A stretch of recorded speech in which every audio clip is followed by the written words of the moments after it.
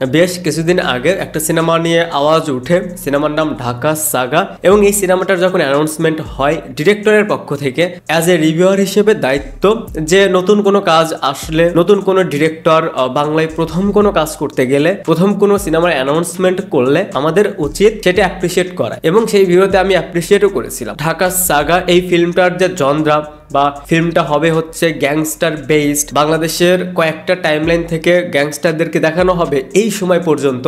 So এটার concept আমার কাছে ভালো লেগেছিল, মনে হচ্ছিল যে ঠিক আছে let's see. But recent update অনুযায়ী ঢাকা সাগা এই সিনেমাটার হচ্ছে না। আই থিঙ্ক এই নিউজটা শোনার পর সবচেয়ে বেশি খারাপ লাগবে বাপ্পি চৌধুরীর ফ্যানদের। দেখেন এই সিনেমাতে বাপ্পি চৌধুরীর কোনো ক্যারেক্টার আদৌ ছিল কিনা সেটা কিন্তু অফিসিয়াল নয়, বাট চারিদিকে কিন্তু রিউমার্সটা ছিল বাপ্পি চৌধুরীকে নিয়ে। তো যখন বাপ্পি চৌধুরীকে নিয়ে রিউমার্স উঠেছে যে তাকে গ্যাংস্টার কোনো ক্যারেক্টার দেখা যাবে, তার যে ফ্যান বেস তারা কিন্তু এক্সাইটেড ছিল, কারণ বাপ্পি চৌধুরীর হাতে কোনো ফিল্ম নেই। সো এরকম একটা কাজ হবে, এটা নিয়ে ফ্যান্সরা সেলিব্রেট করবে, এটা খুবই স্বাভাবিক। সো এটার কারণে হয়তো বা বাপ্পি চৌধুরী অফিসিয়ালি ভাবে কেউ না জানালেও না বললেও রিউমার্স ছিল যে বাপ্পি চৌধুরীকে দেখা যাবে ঢাকা সাগায়। বাট আপডেট এই সিনেমাটার হচ্ছে না। এই সিনেমার যে ডিরেক্টর সে তার সোশ্যাল মিডিয়া প্ল্যাটফর্মে জানিয়েছে এই সিনেমাটা তিনি করতে পারছে না। এটার রিজন যদি শর্টকাটে বলি, ফিল্ম পলিটিক্স। পরিচালকের স্টেটমেন্ট যে ইনসাইড কিছু পলিটিক্সের কারণে সিনেমাটা তিনি করতে পারছেন না। এখন আমার কথা হচ্ছে,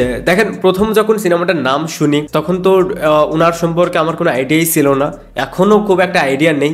এর মাঝে তাকে নিয়ে একটু সমালোচনা হয় তার কোনো একটা কাজ নিয়ে, আমি সেই বিষয়ে যাচ্ছি না। আমি চাইলে সেই টাইমে সেটা নিয়ে কথা বলতে পারতাম, অনেকেই হয়তো জানেন সেই ব্যাপারটা। সো তখন থেকে আমার ডাউট হচ্ছিল যে এটা হতে পারে একটা ফাঁকা আওয়াজ। দেখেন এই কদিন লাস্ট বাপ্পি চৌধুরীকে অ্যাড করার কারণে, যেহেতু এই রিউমার্সটা ছিল বাপ্পি চৌধুরীকে কেন্দ্র করে, যার কারণে এই সিনেমাটা নিয়ে বেশ কিছুদিন আলোচনা হয়, দর্শকের একটু আগ্রহ তৈরি হয়। আর এই যে ডিরেক্টর, নামে ডিরেক্টর হয়তো মাঝখান থেকে ওনাকে নিয়ে একটা আলোচনা হয়। সেই বিষয়টা জানার পর থেকে আমার কাছে মনে হচ্ছিল যে এটা হতে পারে কোনো ফাঁকা আওয়াজ, বা হতেও পারে যে ইনসাইড কোনো পলিটিক্স থাকতেও পারে।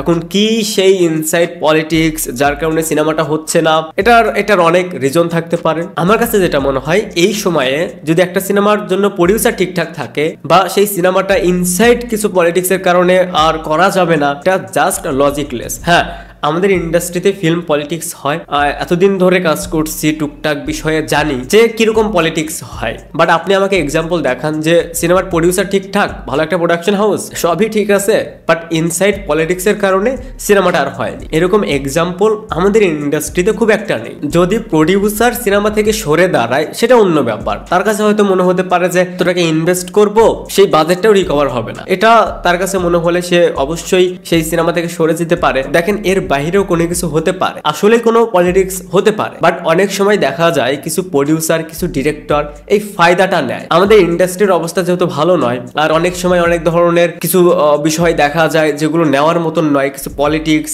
ফিল্ম নিয়ে কিছু পলিটিক্স চলে, এটা সব ইন্ডাস্ট্রিতেই চলে। সো এই যে একটা ফায়দা যে কোনো কিছু হলেই যে ইন্ডাস্ট্রিতে এই সমস্যা, অমুক সমস্যা, ইন্ডাস্ট্রিতে অবশ্যই প্রবলেম রয়েছে, হাজারটা প্রবলেম রয়েছে, বাট অনেক সময় এইটার ফায়দা অনেকে নেয় ইন্ডাস্ট্রিকে দোষারোপ করে। যাই হোক, এই বিষয়টা নিয়ে আর কোনো কিছু বলতে চাচ্ছি না। আমার কাছে সেই সময়টার পর থেকে মনে হয়েছে ফাঁকা আওয়াজ, অ্যান্ড এখন অফিসিয়ালি এটা ফাঁকা আওয়াজ। তো আপনাদের কাছে কি মনে হয় এই বিষয়টা নিয়ে, সেটা অবশ্যই কমেন্টসে জানাতে পারেন। Thanks for watching, by.